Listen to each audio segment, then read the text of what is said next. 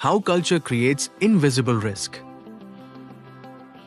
When organizations talk about risk, they usually talk about systems, controls, policies, frameworks. But many of the most damaging risks don't come from broken systems. They come from culture. Culture decides what people speak up about, what they ignore, what feels acceptable. It shapes behavior long before a risk event appears. You can have strong policies and still fail, because culture determines how those policies are used or bypassed. Risk rarely announces itself loudly. It grows quietly in everyday behavior, and culture is the environment that allows that growth. Invisible risk does not come from what organizations say. It comes from what people actually do every day. Culture is often misunderstood. It is not values written on walls. It is not slogans or mission statements. Culture is the set of unwritten rules people follow to survive and succeed. It answers questions like, is it safe to challenge decisions? Is speed more important than caution? Is bad news welcomed or avoided? People quickly learn what gets rewarded, what gets punished, and what gets ignored. Once these signals are clear, people adapt their behavior, and that behavior quietly determines how risk is handled. Culture doesn't create risk intentionally. It creates conditions where risk either surfaces early or stays hidden until damage occurs. Culture makes risk invisible by shaping silence. In some organizations, disagreement feels unsafe. In others, raising concerns is seen as negativity. So people soften their language. They delay escalation. They wait for stronger evidence. Over time, this becomes normal. Risk does not disappear. It simply loses its voice. When everyone appears aligned, leaders assume everything is under control. But alignment without challenge is not strength. It is suppressed risk. The most dangerous cultures are not chaotic ones. They are calm, polite, and unquestioning, because risk thrives when no one feels comfortable saying, "This doesn't feel right." Consider a common organizational pattern. Employees notice recurring problems. Nothing catastrophic, just patterns that feel wrong. They raise concerns once. The response is dismissive or rushed. They raise it again later. They're told priorities are elsewhere. Eventually, they stop raising it. The problem doesn't go away. It grows quietly. Years later, a major failure occurs. Leadership asks, "Why didn't anyone warn us?"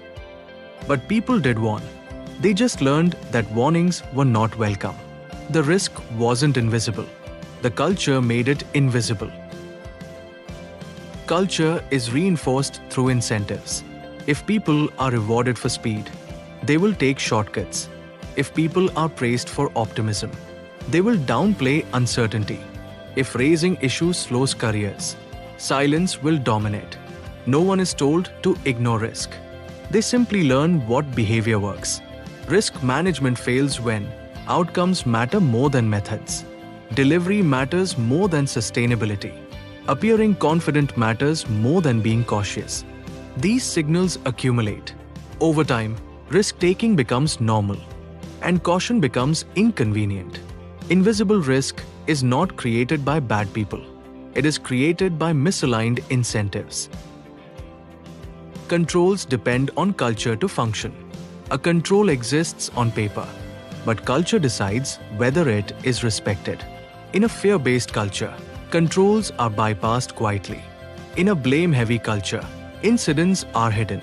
In a results-only culture, controls are treated as obstacles. This is why organizations with identical controls experience very different outcomes. The difference is not the system. It is the behavior around it. Culture always wins over controls. If culture encourages risk blindness, no framework can compensate. Cultural risk is underestimated because it is hard to measure. Dashboards don't capture hesitation, fear, silence, pressure. Culture doesn't show up as a metric. It shows up as behavior. By the time cultural issues create measurable impact, the risk has already matured. This is why organizations are shocked by failures. They measured everything except how people felt about speaking up. Culture creates invisible risk because it operates below formal reporting. Healthy risk cultures behave differently. They encourage questioning. They reward early escalation.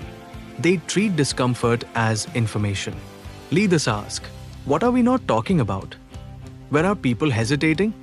Which risks feel uncomfortable to raise? Mistakes are analyzed, not punished. Warnings are welcomed, not minimized. In these cultures, risk is visible early, when action is still possible. Culture becomes a risk control, not a risk amplifier. The most dangerous risks are not technical. They are cultural. They grow when silence feels safer than honesty, when speed matters more than safety, when questioning feels like disloyalty. Culture does not fail loudly. It fails quietly until risk becomes unavoidable. The most important risk question is not, do we have the right policies? It is, what behaviors do we actually tolerate here? Because culture shapes every decision, every shortcut, and every ignored warning. And that is how culture creates invisible risk long before any report ever shows a problem.